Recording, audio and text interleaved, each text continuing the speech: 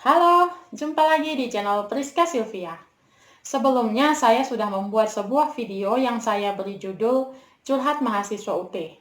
Dalam video itu saya membahas kesulitan-kesulitan yang dialami oleh mahasiswa selama mengenyam pendidikan di universitas terbuka. Setelah membuat video tersebut, saya mempostingnya di forum-forum mahasiswa universitas terbuka dan ternyata video tersebut mendapat banyak tanggapan dari teman-teman sesama mahasiswa. Dari tanggapan-tanggapan teman-teman mahasiswa tersebut, ternyata ada beberapa masalah yang belum saya bahas. Jadi di video ini, saya melanjutkan video saya yang lalu, yaitu curhat mahasiswa UT, yang membahas kesulitan-kesulitan yang dialami oleh seorang mahasiswa selama menjalani pendidikan di universitas terbuka yang sebelumnya belum saya bahas di video yang pertama. Makanya video ini saya beri judul Curhat Mahasiswa UT episode 2. Kesulitan pertama adalah keterlambatan modul atau buku materi pokok. Memang kesulitan ini tidak dialami oleh semua mahasiswa. Kesulitan ini hanya dialami oleh mahasiswa-mahasiswa di daerah-daerah tertentu yang biasanya mengalami kendala terkait pengiriman atau ekspedisi. Untuk kami di wilayah Nusa Tenggara Timur, beberapa kali memang kami mengalami keterlambatan untuk penerimaan modul atau buku materi pokok ini. Tapi saya sendiri sejak semester ketiga, saya sudah tidak mengalami masalah ini. Semester pertama dan kedua memang saya menerima modulnya itu terlambat. Modul baru datang 2 minggu sebelum ujian, atau pernah terjadi besoknya mau ujian, hari ini baru modulnya kami terima. Tapi setelah semester ketiga dan seterusnya, modul sudah datang tepat waktu.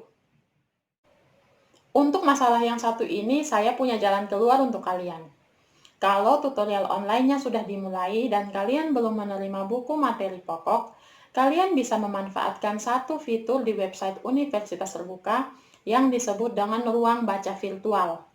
Di ruang baca virtual ini, buku materi pokok tersedia secara online. Kalian tinggal membuka ruang baca virtual, memasukkan nomor induk mahasiswa dan password yang kalian miliki, lalu kalian bisa mengakses ruang baca virtual tersebut dengan bebas. Kalian bisa mencari buku materi pokok yang ingin kalian pelajari.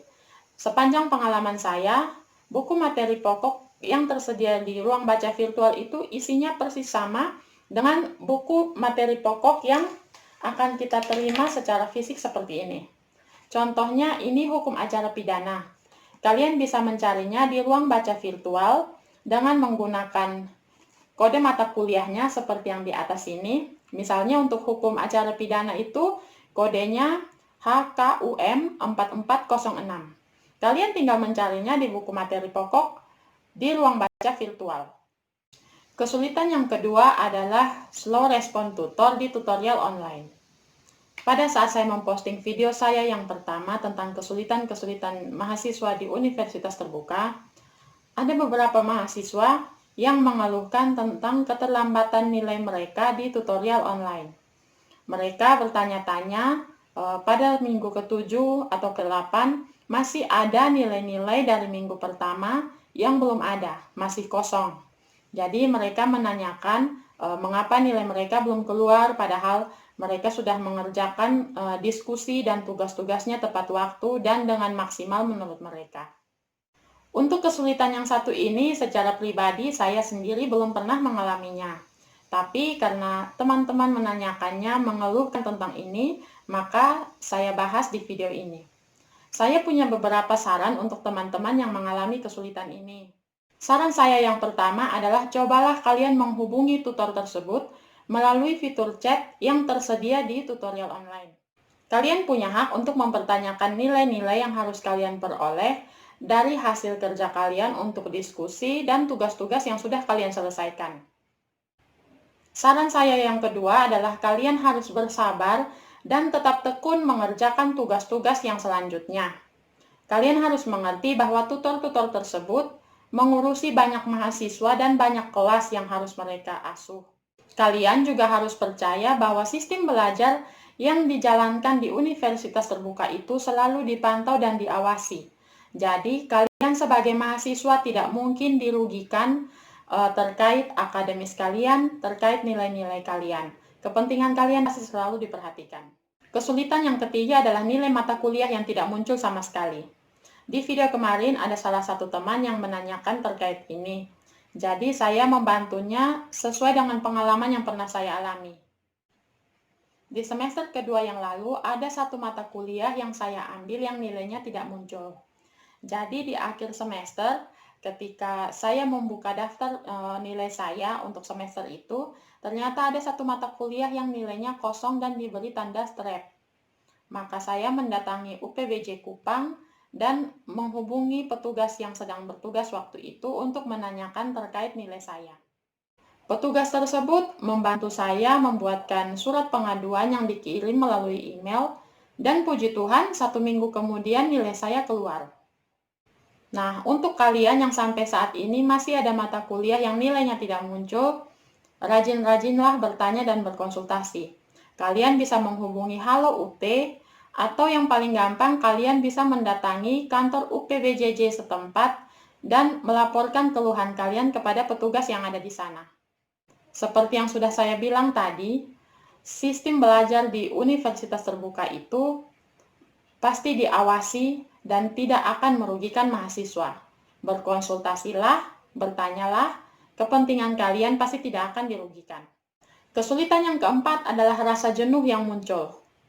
Bagi kalian yang sudah beberapa kali mengulang untuk memperbaiki nilai, pasti muncul rasa jenuh di hati kalian. Saya sendiri di semester-semester akhir sempat merasa jenuh dan merasa sekolah ini sangat lama. Tapi saya menguatkan hati, saya memotivasi diri saya sendiri supaya saya bisa menyelesaikan sekolah saya tepat waktu. Bagi kalian yang saat ini sedang merasa jenuh, semangati diri kalian. Ingatlah bahwa untuk hasil yang baik yang ingin kalian peroleh, harus ada pengorbanan yang kalian lakukan. Ingat saja pengorbanan-pengorbanan yang sudah kalian lakukan, kuatkan hati kalian, supaya kalian bisa tetap tekun dan menyelesaikan sekolah kalian. Untuk kesulitan yang keempat ini, hanya diri kalian sendiri yang bisa menyelesaikannya. Tidak ada orang lain yang bisa membantu kalian untuk menyelesaikan ini, karena kesulitan ini muncul dari dalam hati dan pikiran kita sendiri. Nah, teman-teman, kita sudah selesai membahas kesulitan-kesulitan yang dialami oleh mahasiswa Universitas Terbuka selama belajar. Jadi dari video pertama dan video kedua ini, total ada 8 kesulitan yang sudah saya bahas, beserta dengan jalan keluar yang bisa saya berikan untuk kalian. 8 kesulitan ini ada yang saya alami sendiri, ada yang tidak saya alami. Kalian juga pasti begitu. Ada kesulitan yang kalian alami, ada juga kesulitan yang tidak kalian alami, atau bahkan mungkin ada di antara kalian yang tidak mengalami kesulitan sama sekali. Saya berharap semoga dengan video curhat yang pertama dan yang kedua ini, kalian bisa sedikit terbantu dengan kesulitan-kesulitan yang kalian hadapi.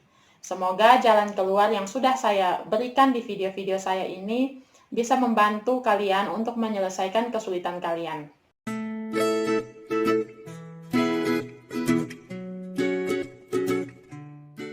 Video curhat ini saya sudahi di sini. Semoga video-video yang saya buat, baik curhat yang pertama maupun yang kedua ini, bisa membantu kalian menyelesaikan kesulitan yang kalian alami selama belajar di Universitas Terbuka.